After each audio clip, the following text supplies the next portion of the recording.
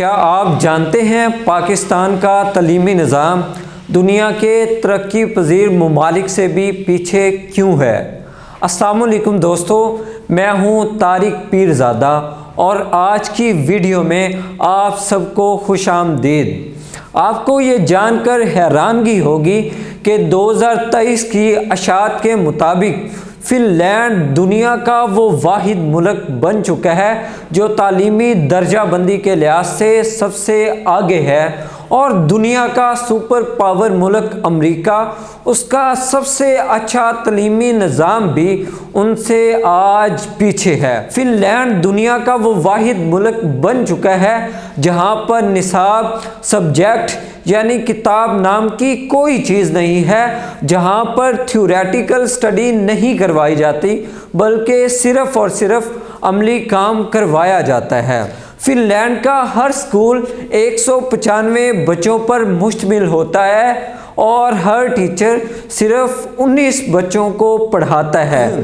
اور ایک دلچسپ بات ملاحظہ کیجئے کہ پوری دنیا کی سب سے لمبی باریک فن لینڈ کے تعلیمی اداروں میں ہوتی ہے، جہاں بچے 75 منٹس اپنی تفریحات اور کھیل کود میں گزارتے ہیں، اور جبکہ ہمارے ہاں اگر والدین کو پتہ چل جائے کہ کوئی تعلیمی ادارہ جس میں میرا بچہ پڑھ رہا ہے اور وہ میرے بچے کو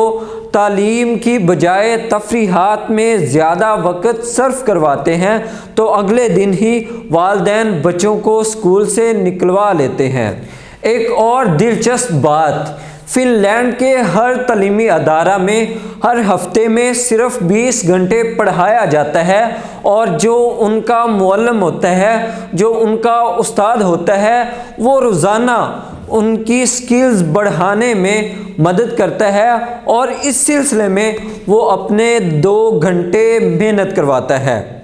فن لینڈ میں 7 سال سے کم عمر بچوں کے لیے کوئی تعلیمی ادارہ موجود نہیں ہے۔ 7 سال تک بچوں کی تعلیم اور ان کی پرورش ان کے والدین خود کرتے ہیں۔ 15 سال کی عمر تک فن لینڈ میں کسی بھی کلاس کا کسی بھی بچے کا کوئی باقاعدہ امتحان نہیں ہوتا۔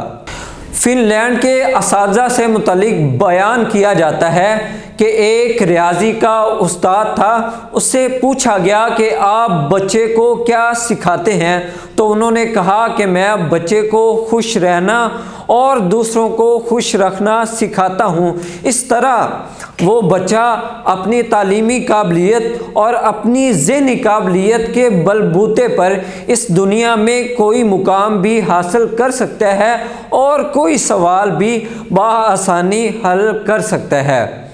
جاپان میں 3ری جماعت تک بچوں کو صرف ایک ہی مضمون پڑھایا جاتا ہے، اور وہ ہے اخلاقیات اور آداب۔ حضرت علی فرماتے ہیں کہ جس میں ادب نہیں اس میں دین نہیں۔ حضرت علی کا یہ جو قول ہے، اس پر آج جو قوم عمل کر رہی ہے وہ جاپان کی قوم ہے۔ جاپان میں اساتذہ کی عزت ان کے بادشاہوں سے بھی بڑھ کر کی جاتی ہے۔ ان کے اساتذہ کو ان کے بادشاہ، ان کے قاضی، ان کی جوڈیشری، ان سب سے اعلیٰ مقام دیا جاتا ہے۔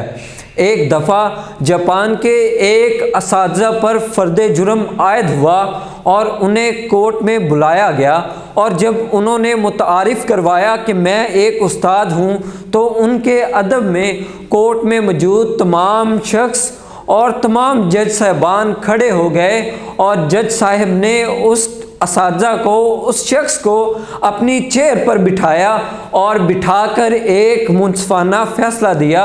اور اس شخص کو باعزت اپنے گھر روانہ کر دیا۔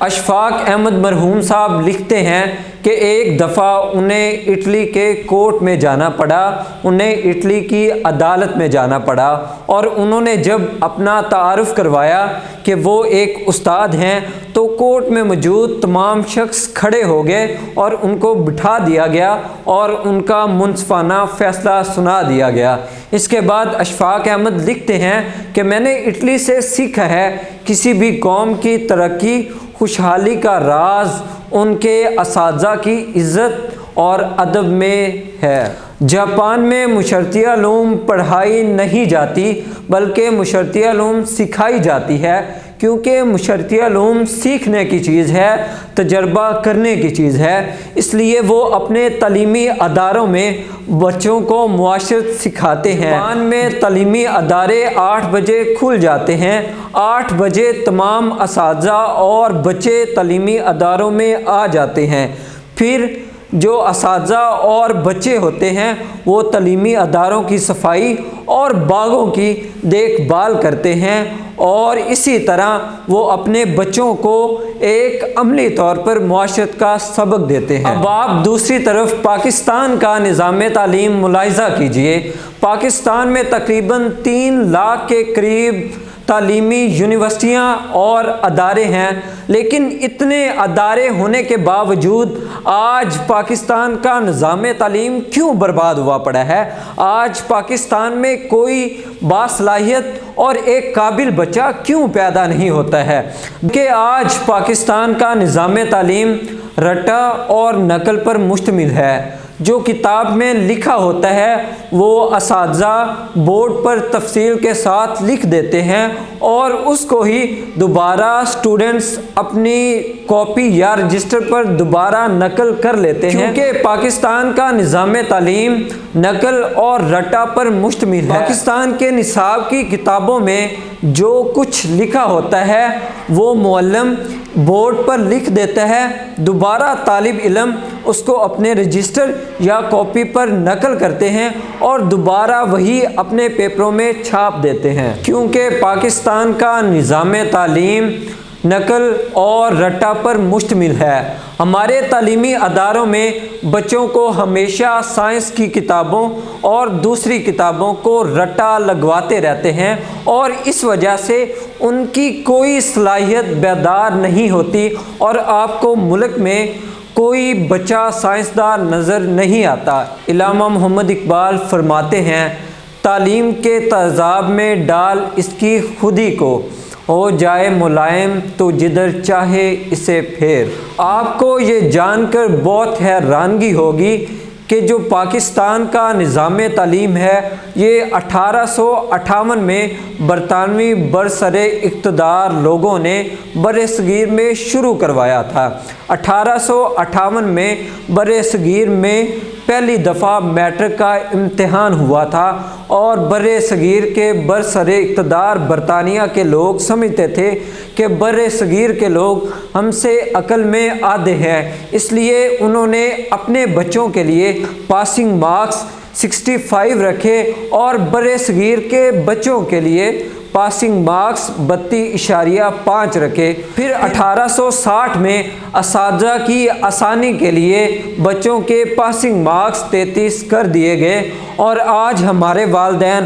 ہمارے معاشرے کے لوگ اور ہمارے اساتذہ بچے کی کامیابی، قابلیت، ذہنیت اور کن ذہن کی بنیاد ان 33 نمبروں پر رکھتے ہیں۔ آج اس تعلیمی نظام سے نکل کر آنے والے نوجوان بچوں کی صلاحیت بھیڑ بکریوں اور جانوروں سے بڑھ کر کچھ نہیں ہے۔ علامہ محمد اقبال اس نظام کی ترجمانی یوں کرتے ہیں، شکایت ہے مجھے یارب خداوندان مکتب سے، شکایت ہے مجھے یارب خداوندان مکتب سے، سبق شہیں بچوں کو دے رہے ہیں خاک بازی کا۔